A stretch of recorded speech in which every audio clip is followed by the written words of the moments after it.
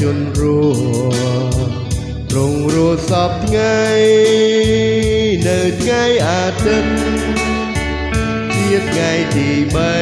3មួសាស្រីស្រីនៅភ្នោទាំងព្រឹងគេរកសពព្រះអង្គមិនឃើញមានចិនឆ្ងល់ពើភ័ណ្ឌពុនលឹក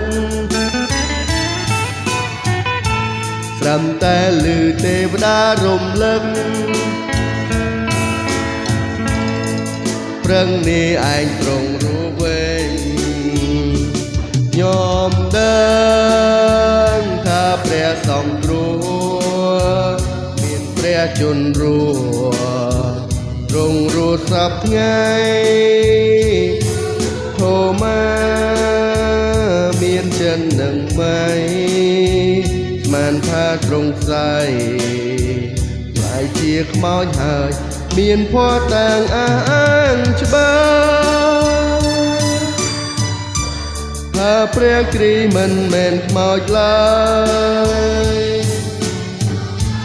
សូមមកស្ទាមพูดទ្រង់ហើយថាទ្រង់រស់ពិតញោមដឹង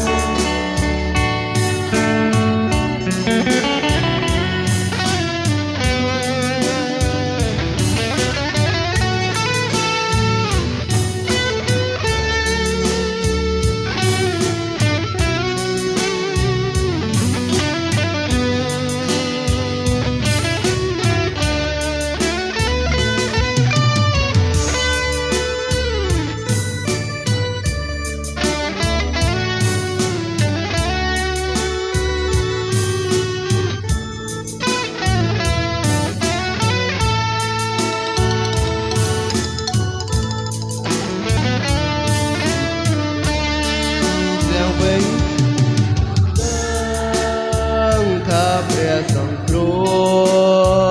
មានព្រះជន្មរស់ទ្រង់រស់សពថ្ងៃមានរូបច្រើនណាស់មុនទៅសង្ស័យចាថ្លៃ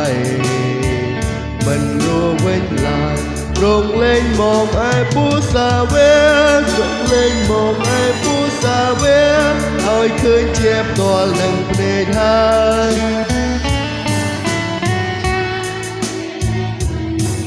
លែងល្វើយគេលែងភ័យលែងខ្លាចលែងល្វើយមិនដឹងហើយថាទ្រង់រស់ពិតញោមដឹងថាព្រះសង្ឃគ្រូ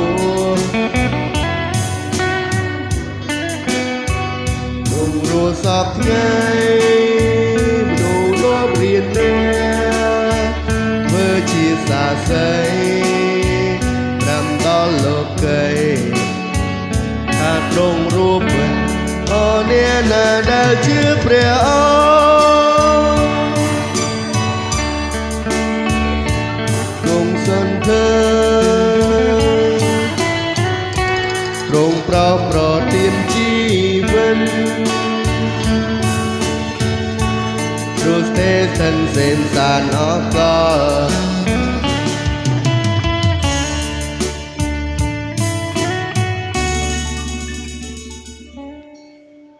អាមែនអរព្រះគុណព្រះអង្គយើងជឿជាក់ថាព្រះអង្គមានប្រជញ្ញរស់នៅសពថ្ងៃហើយបានជាថ្ងៃនេះយើងបានថ្វាយបង្គំព្រះអង្គហើយដោយហៅពិធីនៅថ្ងៃនេះថាជាពិធីបុណ្យព្រះអង្គម្ចាស់ព្រះយេស៊ូវគ្រីស្ទមានប្រជញ្ញរស់ឡើងវិញ